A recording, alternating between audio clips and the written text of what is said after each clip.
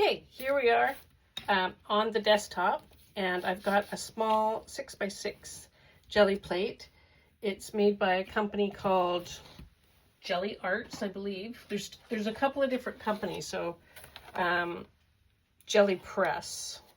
Yeah, Gelli Arts is a different brand, but this is the one that I have, and I have a few different sizes of this. This is the 6x6. I think I've got a 5x7. That's what that one is. And oh yeah, I have another one which actually is made by Gelli Arts. That's the other company, and this one is 8x10. So I'm also in the process of making my own Gelli plates, which I'm very excited about because I think they just print differently, and so I'm excited to try that. Anyway, today here we go. So before we get going, I'm just going to give you a quick overview, like down and dirty here, about what you can possibly do, not just technique-wise, but so you put the paint on, as well I'll be showing you, but then you can use different things to press onto the paint, the first layer of paint. And so that's just creating your initial bit of interest. And like I say, there are different ways to do this. So the only way, the best way really is just to do it. But things from the household, little silicone mat, bubble wrap, this really cool cardboard that looks like chicken wire. That was a good find. Part of a placemat. And then all these drawer liners. Now these things, you can use them as stamps. Mostly these are to create texture. This is a piece of cardboard exposed. Obviously I've used that one well, because if you want a little bit of line work in your print. So I'll probably be using this one.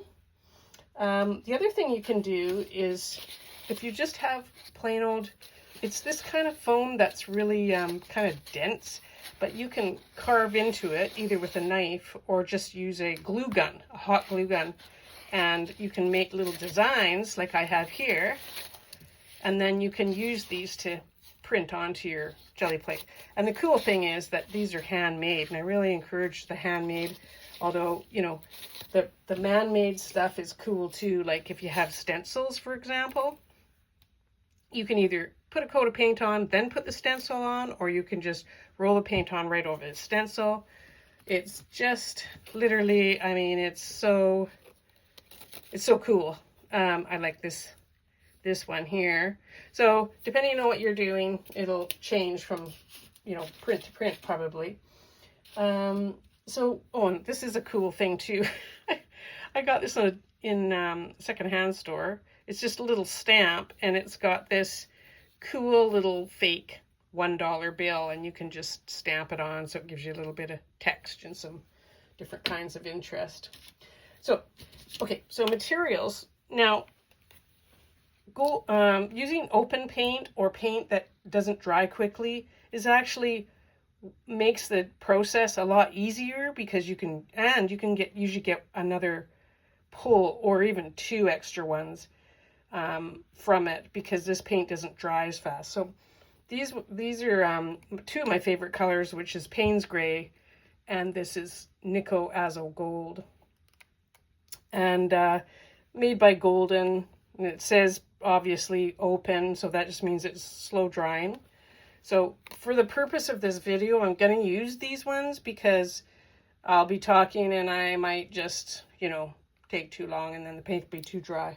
So there's so many balances here, like too wet, too dry, too much paint, not enough. And you think, why bother? But really, just know that you're going to make like a whole bunch of mistakes, but you're going to have a lot of learning in the meantime. So now with the botanicals, what I'm going to do, and of course you need the brayer. This is a well-used brayer.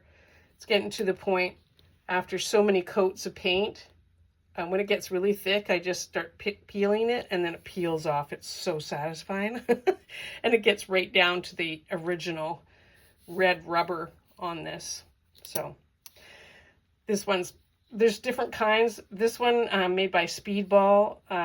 They're probably the best quality. So I really recommend just getting a few good tools that you're going to use a lot if you're going to end up doing this.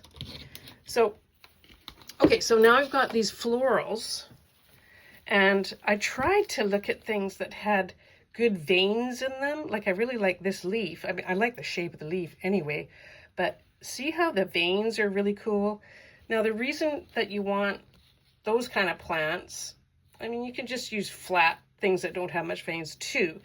But I like to use things that have, and look at the back, it's even better.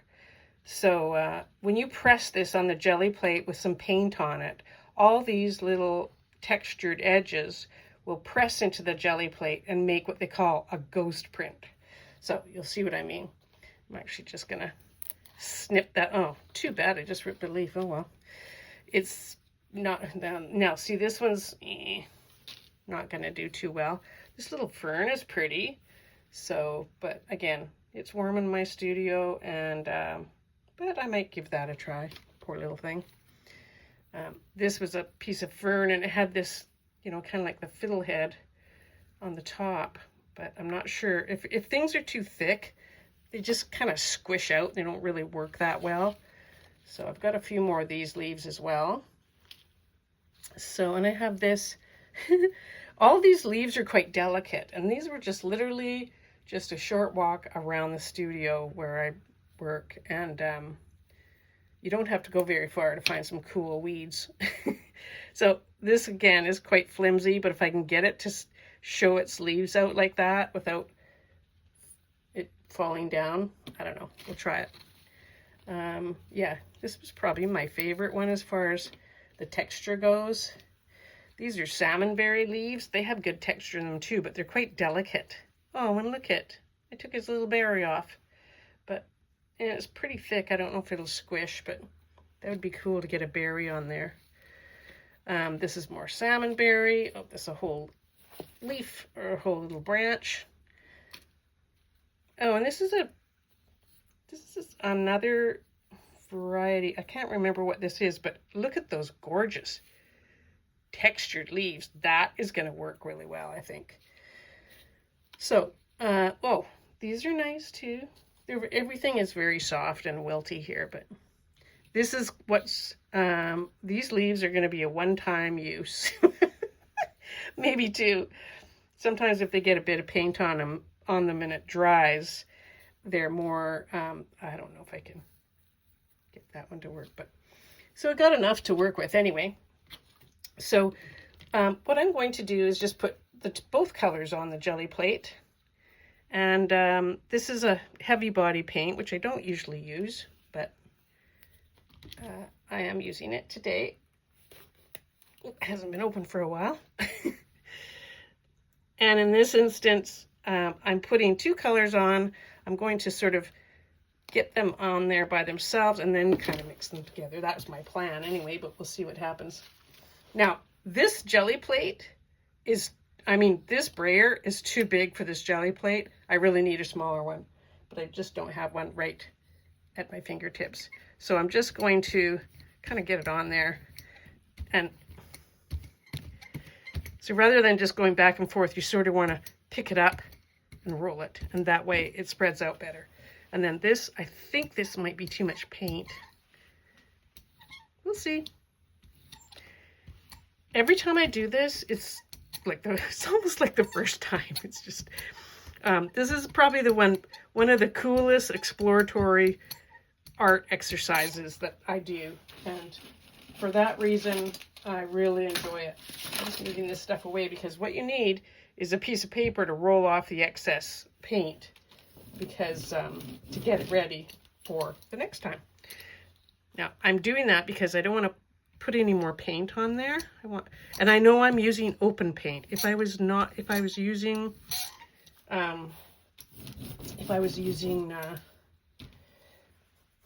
just regular acrylic paint, I probably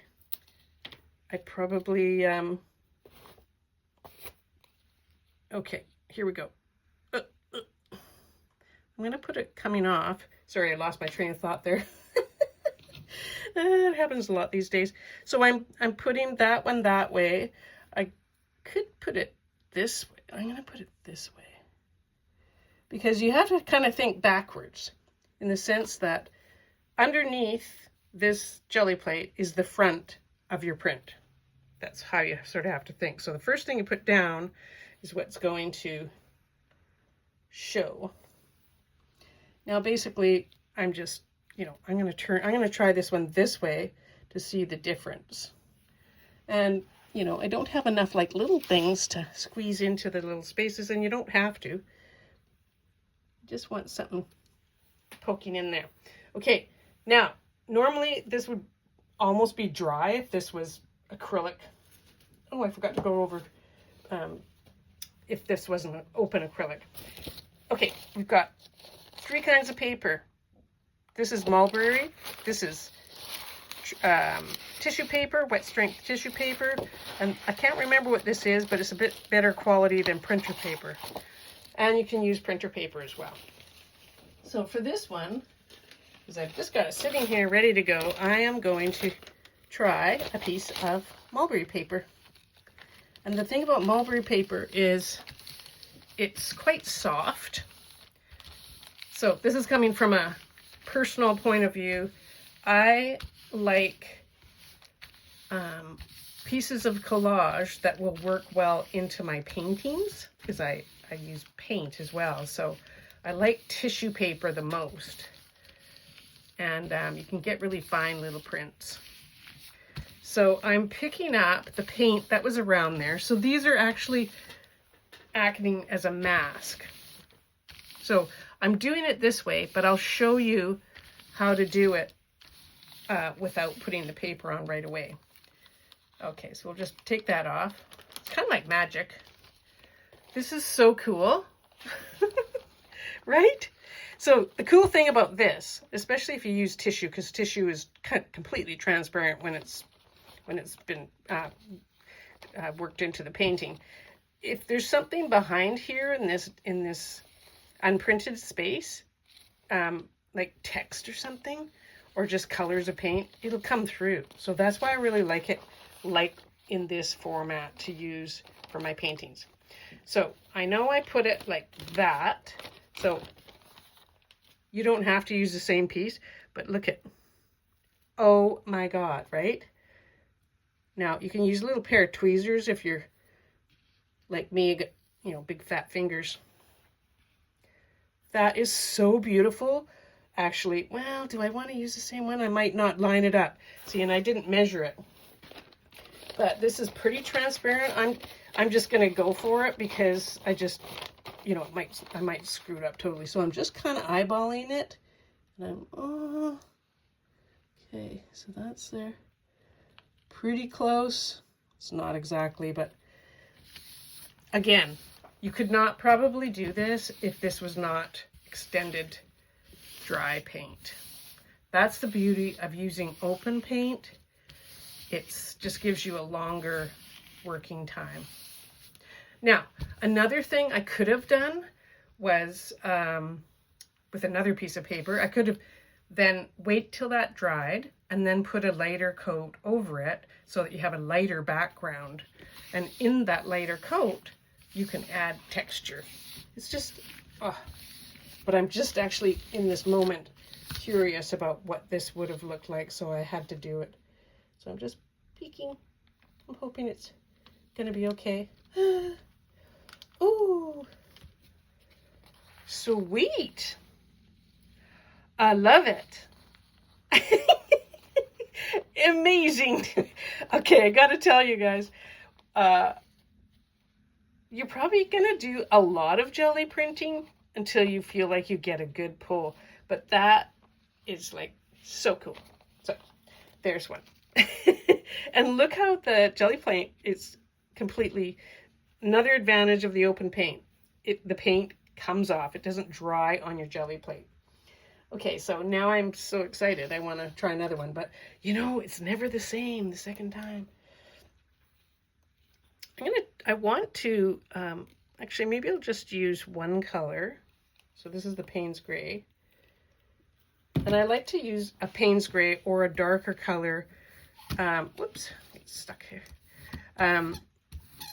Initially, because I know, especially if I'm thinking that I'm going to do this in a way where I want a ghost print. In other words, especially with botanicals, because I want the veins to show, so I want to get them dark. It works well for that. Just roll that off. Oh, it's so fresh and ready. Now these are like, look at this one's got a little hole in it. So now the question is, okay, looking back at this, oh, which was which? Oh, I had it like this. No, I had it like this. That's right. So the one at the top was the one that was face up, I guess. I can't remember. Anyway, I'll know after this. So because I really love that print, I'm just going to use the same one. Oh yeah, okay, I can tell by looking at it, because the inks or the paint's on this side. So this one was face down, but I don't know which was where.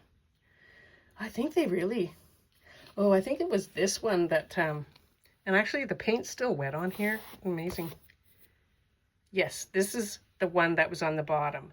So face down definitely works well, because the one on the bottom here, that was the one that was face down. So, okay, we're going to use you again, but just sort of squish it in here. Maybe like that. Stuck to my finger. And then these were kind of nice. I'm going to put it face down this time. Oops. And, heck. Just for ease of, okay, so now that was mulberry paper. I'm going to try a piece of tissue paper and see, and I like to use the dull side, so this is the shiny side up. All right, so now tissue paper, the paint usually comes through because it's just that much thinner, right?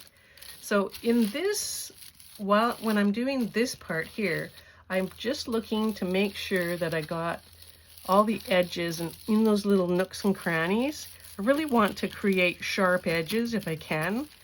And again, another advantage of the open paint. Yeah. You're hearing that it's kind of a must if you really want to do this. Okay, I feel like I've got all the edges are pretty sharp, and then I just want to make sure I've made an impression, so I want to just gently press those leaves down. So making a nice stamp, basically, on the paper. Okay. So up it goes. Okay, so that's gorgeous. I love. Payne's Gray. And because there was a little bit of paint left, that sort of brownie color, the veins actually look the brownie color. Too cool. So I'm not going to do the same thing that I just did. So I'm going to do another pull.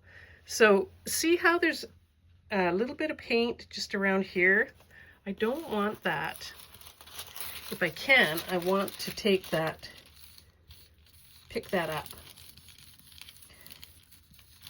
And it's not necessary. I mean, this is completely personal, so just trying to, yeah, doesn't want to put any more. Okay, see how much more paint was left there? Just basically pressing it down.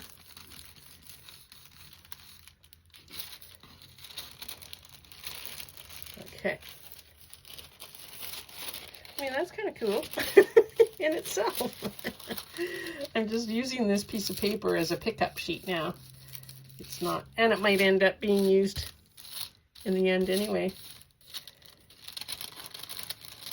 There's never anything wasted. Now I want this little curve in the leaf there, so I want to get that paint off so that it shows clear. because that's going to be my next color showing through. Okay, I think that's pretty darn good. Look at how clean that is. Yeah. Okay, so I'm a perfectionist with it. Okay, so I'll use that again for my pickup. So now I'm going to take off the leaves. Oh, so beautiful. Oh, I need to take that.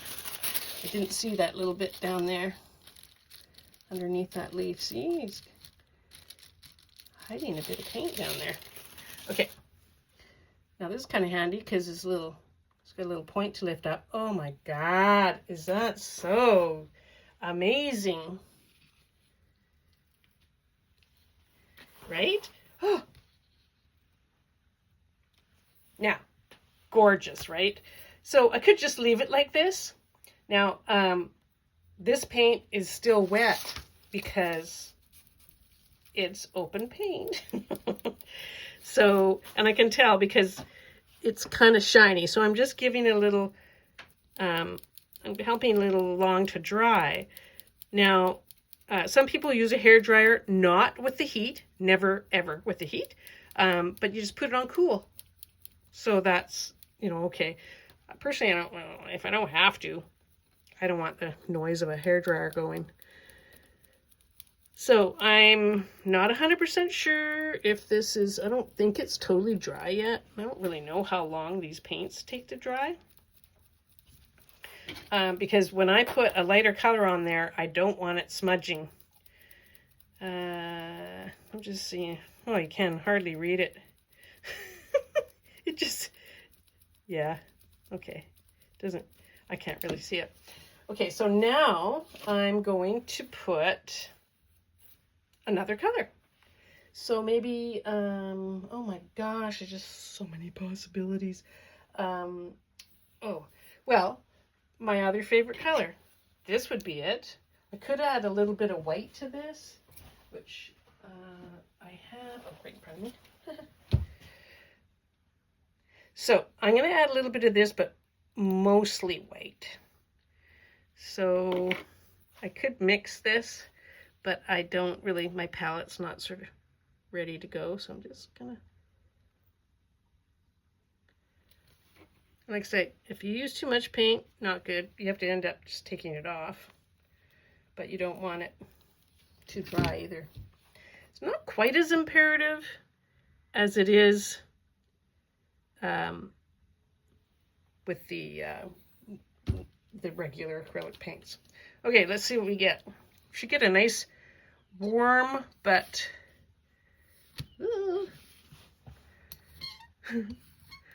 this is going to just take a minute to sort of mix together. And I can't really tell if it's lifting yet. I'm just hoping it's not. Sometimes I don't mix the paint all that much if I like the design that's coming through from being unmixed, but I'm just, yeah, now it's definitely mixed. Okay, so I'm just going to make it uniform now that that's kind of a nice beige. So we're going to have Payne's Gray and Beige. All right, let's roll this off.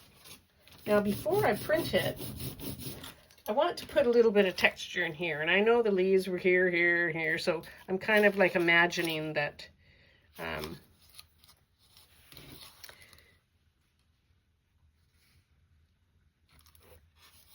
just want to touch down on a few spots, give it a little bit of interest. Now I want something different. Like if I had like a circular thing, what I'm looking for, I don't have right in front of me, but I have this little cup, and this is too big, but I'm gonna do it anyway. Just pressing it in, and then I'll just do one. Keep my clips. And now I know that there's lots of time for it to dry. Normally I'd be kind of rushing a little bit because I'm, you know, worried. I'm looking at this going, oh, maybe I could do this now. Maybe I could. I can't even see it. So if I print this on here, it's going to cover the blue. So I kind of like that. Yeah. So I'm just going to leave it. Okay, mulberry paper, here we go. It's kind of got lines on it. I'm not sure why. And oh, this is such a big experiment every time I do this. But eventually you'll kind of get to know the technique you prefer. But okay, I can feel the paint, you know, it's cool. So I can tell that the paint's getting absorbed into the paper. And sometimes just like peek to see if, is it taking off enough paint yet? I'm just going to give it a minute. Of course, because this is the open acrylic paint. Okay, I think I should be able to, I just don't want to leave too much paint on the Gelli plate. That's a bummer, because if you don't really want it on there for the next pull, although some people really prefer to have completely grunge, I kind of like that actually too, to have the grunge showing for the next print. Okay, here's the, looks pretty good. Oh. Yeah, I know. So, yeah, it's okay. I was hoping for more defined, the darker. So I could do another ghost print on top of this, or I could just use it for something subtle. So, but it took, you know, took all the paint off, so that's kind of cool. I might use the other color, the Nico Azo Gold, and I'm going to use that other print that I did. But I'm going to do something. What am I going to do? I want to put some texture in it, so I'm going to use some stamps and stuff maybe.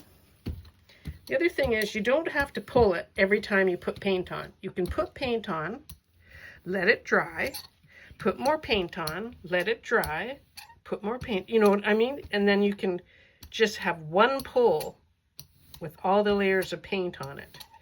That's kind of cool. I do like that idea, and I have done that. So, but right now, we're just doing this way. So I'm thinking of a stencil, but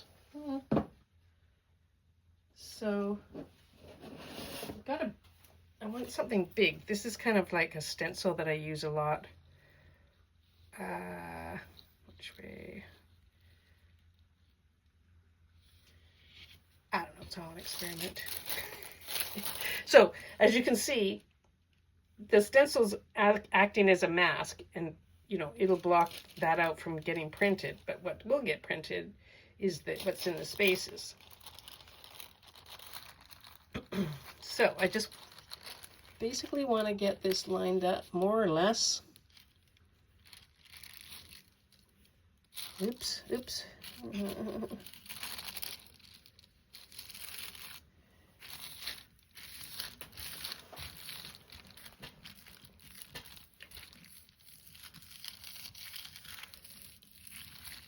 Okay, so I'm just taking the time to get the paint pressed onto the paper where all those little nooks and crannies are, those little spaces in between the stencil. Again, of course,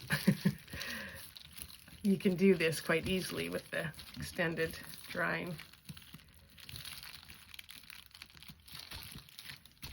It's just good to try different things. Just keep trying different things. And then once you get a few things that you really, really like, then you know, stay with those, but keep experimenting, because this is just like so much fun to do.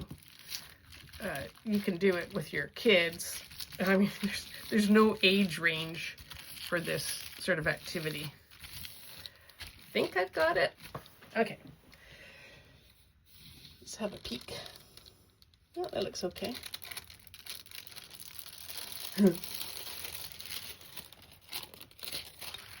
So it's a little more, I'll take this away. Now we're going to have a ghost print here. I'll put a piece of paper. I'm just going to put a piece of paper behind this so you can actually see. Kind of cool. Yeah. Now I can print that again. I can, you know, keep putting more pattern on there if I want.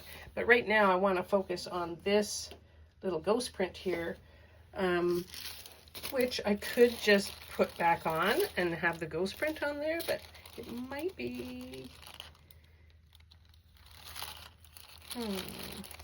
Decisions. Or I could take something that I'm not so in love with and put it on. So now that's probably going to be more in the foreground. So I'm thinking, because it's a little bit darker. Anyway, like I say, it's just an experiment. We're just going to try everything. One of the key things, though, as with any art, is to do things that are going to create contrast. So even though, like, this is quite monotype, there's a lot of contrast in here just because of the spaces that are light. And then this is such a rich, you know, like that brownie color. It's, oh, I love that. Okay, and this is very high contrast because of the dark, you know. And I would try to put this over something, probably text. I like the look of text coming through in collage, but I don't like text like in your face, but, you know, or musical notes, that would be beautiful. About, you know, musical notes, that, you know, song about leaves. Okay, I don't know if that's long enough, so let's just take a little peek. All right.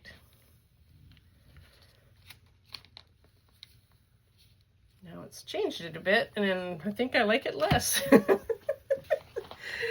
Okay, well, it's okay, because, you know, I never throw anything away, because there's just that might be the right place that is needing a bit of collage that isn't necessarily, like, obviously high contrast, but it just, like, say you could use this, for example, like, say you want to put it in a rock formation. Well, it's got some sort of natural colors in it and some texture. I kind of regret doing the circle thing, but, you know, you got to try it. Anyway, so that is it. I'm going to turn my camera around, except, oh no. Oh, there's my studio, and it's outside, and it's a gorgeous day. But anyway, I am going to say goodbye, because we've had enough fun for today. All right, take care, you guys. See you next time.